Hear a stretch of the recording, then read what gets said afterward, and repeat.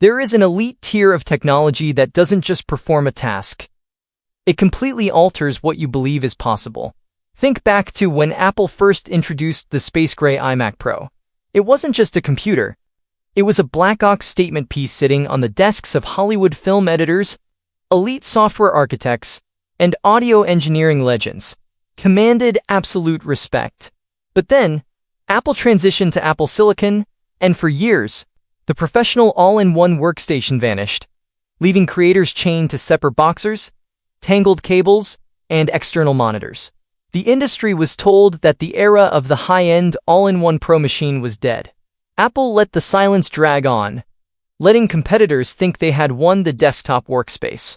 Behind the heavily guarded walls of Apple Park, however, engineers weren't abandoning the dream. They were engineering a resurrection. Leaked internal code and developer frameworks have blown the lid off what is coming, and the tech world is scrambling to process the reality of the ultimate return, the next generation iMac Pro. This is not just an incremental spec bump. This is the machine designed to obliterate every bottleneck in your professional workflow, wrapped in a chassis so impossibly thin and powerful that it renders every traditional desktop tower look like a relic from the past.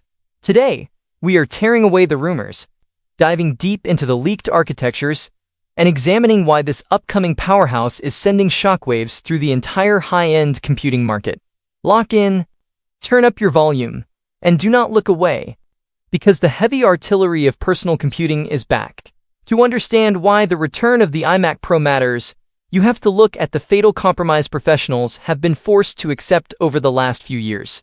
If you wanted raw, unadulterated M-Series Max or Ultra Power, you had to buy a Mac Studio.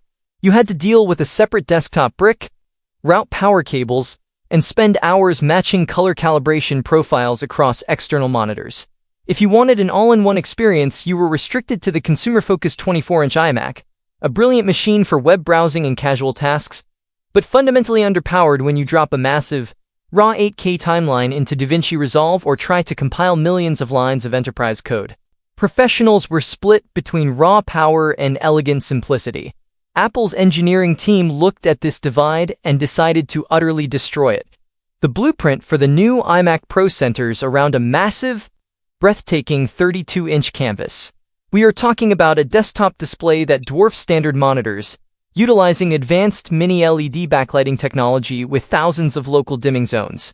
When you look at the screen, whites burn with searing, true-to-life brightness, while blacks drop into an absolute, ink-dark void with zero light bleed. It covers wide color gamuts with terrifying accuracy, meaning the color grade you sign off on in your studio matches reality down to a microscopic degree. And it is all housed behind a single sheet of edge-to-edge glass that flows seamlessly into a precision-machined, space-grade metal chassis.